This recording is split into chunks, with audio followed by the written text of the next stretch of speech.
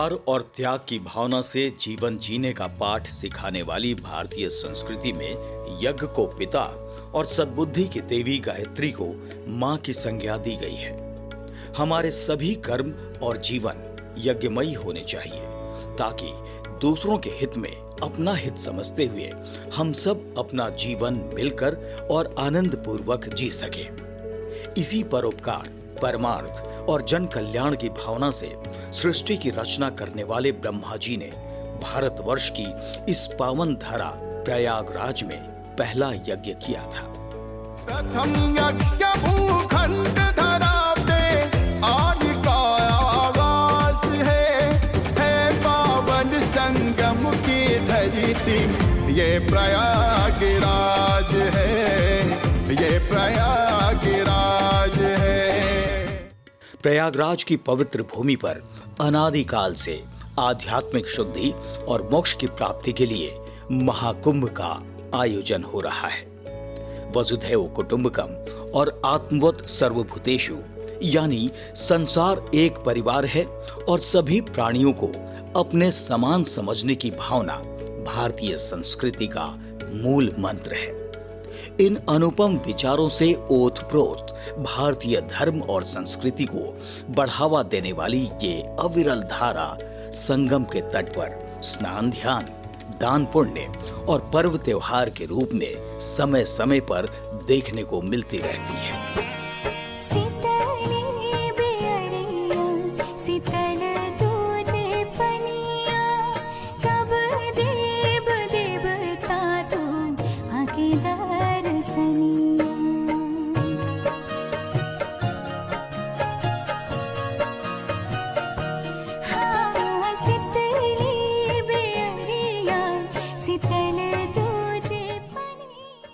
महाकुंभ पर्व सनातन का गर्व है और मानवता के सबसे बड़े धार्मिक उत्सवों में से एक है।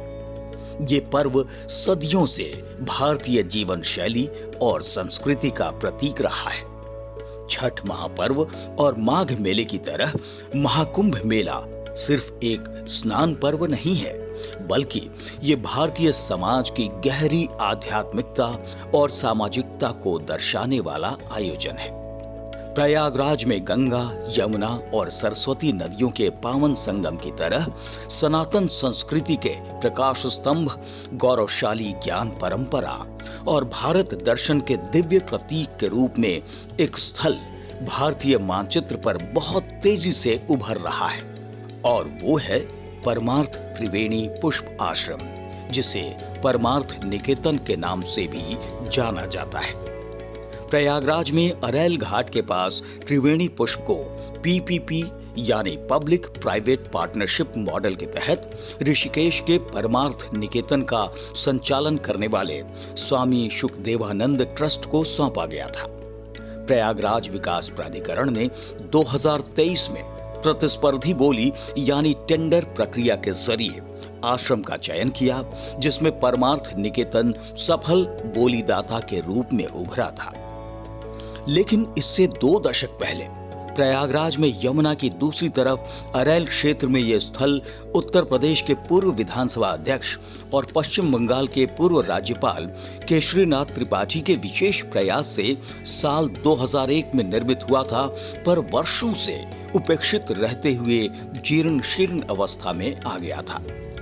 योगी आदित्यनाथ सरकार ने 2025 के महाकुंभ से पहले इसे दोबारा धार्मिक सांस्कृतिक पर्यटन स्थल के रूप में विकसित करने का निर्णय लिया था, ताकि ये स्थान तीर्थ, कला और पर्यटन का संगम बन सके, और हुआ भी ऐसा ही।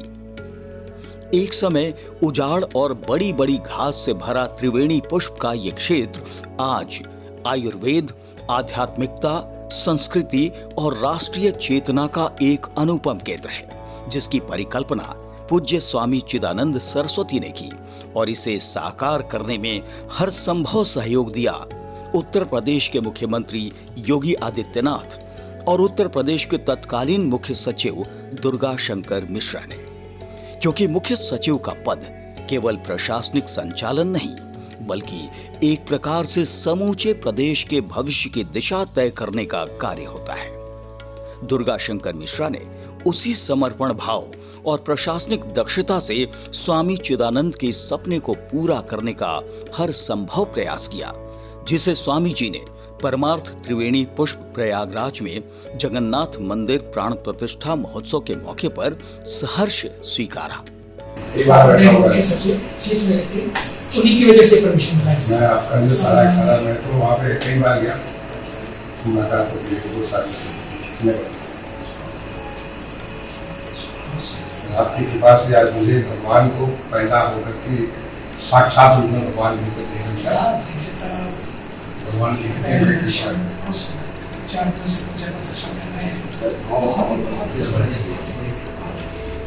लेकिन ये इसमें निमित्त आप है। नहीं कुछ नहीं, भगवान की कृपा सारा जो खिला खुला निमित्त आप है। आप उस दिन जो मेरे घर में आते तो सारे सचिव आवास पे आप आए, लेकिन गणेश जी लेकर के आया। गणेश जी लेकर उस घर में स्थापित हो गए। अच्छा, मैंने आपको उसी दिन अगले दिन उनको वहां पर स्थापित करके उनका नित्य प्रार्थना करता था। तो उस मुख्य सचिव घर पर कोई हटा दे बात लगे कि मैंने तो वहां स्थापित कर दिया। बकायदे उनके ऊपर एक छतरी लगा दी, उसका पूरा लाइट वेट खुद जिसमें उसको कर दिया कि ताकि हमेशा के लिए वो उनको जो है वो दर्शन करते रहे। देखिए, स्वामी चिदानंद सरस्वती द्वारा भारत दर्शन एवं साधना केंद्र के रूप में परिकल्पित ये स्थल भारत के प्रमुख मंदिरों की प्रतिकृतियों को प्रदर्शित करने वाले एक सांस्कृतिक और आध्यात्मिक केंद्र के रूप में बहुत तेजी से लोकप्रिय हो रहा है, जिसे देखने लोग देश दुनिया के कोने कोने से आ रहे हैं। इसमें अयोध्या के श्री राम मंदिर समेत भारत के प्रमुख तीर्थ स्थलों और मंदिरों की भव्य प्रतिकृतियां जैसे केदारनाथ, जगन्नाथपुरी आदि स्थापित की गई हैं, जो पूरे देश की एकता का दर्शन कराती हैं। इनके अलावा सनातन ज्ञान के प्रतीक स्वरूप यहाँ चारों वेदों को समर्पित एक भव्य वेद स्तंभ बनाया गया है। ये नवनिर्मित दिव्य तीर्थ संगम के तट पर स्थित है, जहाँ माँ गंगा, यमुना और सरस्वती का आध्यात्मिक अनुभव होता है।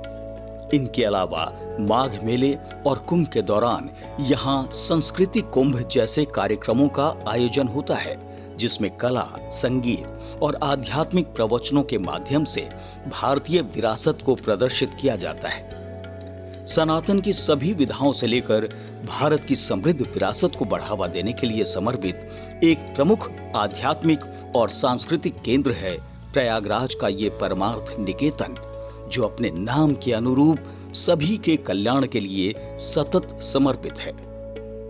उत्तर प्रदेश के मुख्य सचिव के रूप में दुर्गा शंकर मिश्रा के अनेक निर्णय आज भी उत्तर प्रदेश के पथ प्रदर्शक बने हुए हैं। महाकुंभ 2025 के विकास कार्यों की नीति और निगरानी करते हुए उन्होंने प्रयागराज में बड़ी अवसंरचना और सौंदर्यीकरण परियोजनाओं को मिशन मोड में पूरा करने के निर्देश दिए। इनमें अरैल क्षेत्र में लगभग 12 एकड़ भूमि पर बना शिवालय पार्क भी शामिल है। ये शिवालय पार्क सिर्फ पूजा स्थल ही नहीं, बल्कि वास्तुशिल्प चमत्कार है, जो प्राचीन भारत की आध्यात्मिक मान्यताओं, कलात्मक और इंजीनियरिंग प्रतिभा को दर्शाते हैं। प्रयागराज के संगम से प्रेरणा लेकर बनाया गया ये पार्क भी कला, प्रकृति और मनोरंजन का संगम है। कर्मठता और कुशलता के साथ सस्टेनेबल सामग्रियों से तैयार की गई शिवालय पार्क की संरचनाएं मंदिरों और भारतीय पौराणिक कथाओं की भव्यता और कलात्मकता को दर्शाती हैं। शिवालय पार्क में भारत के मानचित्र के आकार में बनाया गया तीर्थ यात्रा पथ आपको देश भर के प्रतिष्ठित मंदिरों तक ले जाता है। मुख्य सचिव के रूप में दुर्गा शंकर मिश्रा के प्रयागराज में मुख्य कार्यों में दशाश्वमेध घाट का आधुनिकीकरण भी शामिल है, जिसे पहले से अधिक आधुनिक, सुरक्षित और आकर्षक बनाया गया है। गंगा किनारे पुराने कच्चे हिस्सों को हटाकर पक्के घाट और सीढ़ियों का निर्माण किया गया, जिससे श्रद्धालुओं को स्नान करने और भीड़ को नियंत्रित करने में सुविधा मिल रही है। इनके अलावा गंगा रिवर फ्रंट विकसित किया गया है, जिसमें लखनऊ से प्रयागराज को जोड़ने वाला फाफामऊ और दशाश्वमेध घाट के बीच लगभग 15 किलोमीटर लंबा गंगा रिवर फ्रंट कॉरिडोर शामिल है।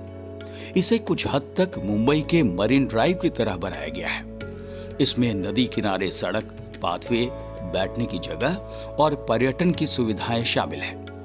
खास बात यह है कि मुख्य सचिव रहते हुए उन्होंने जिस तरह से अनेक परियोजनाओं का स्थलीय निरीक्षण कर उन्हें तेजी से काम पूरा करने के निर्देश दिए थे, उसी प्रतिबद्धता के साथ वो आज भी उनकी गुणवत्ता और जन लाभ का मूल्यांकन करते हैं। देश के सबसे बड़े सूबे के मुख्य सचिव रहे दुर्गा शंकर मिश्रा ये बात कार्यकाल के समय से अक्सर दोहराते रहे हैं कि सेवानिवृत्ति का अर्थ भूमिका की समाप्ति नहीं है, बल्कि वास्तव में ये एक नई यात्रा की शुरुआत है, जहां उनके अनुभव, परिपक्वता और सामाजिक चेतना समाज के लिए अत्यंत मूल्यवान हो सकते हैं।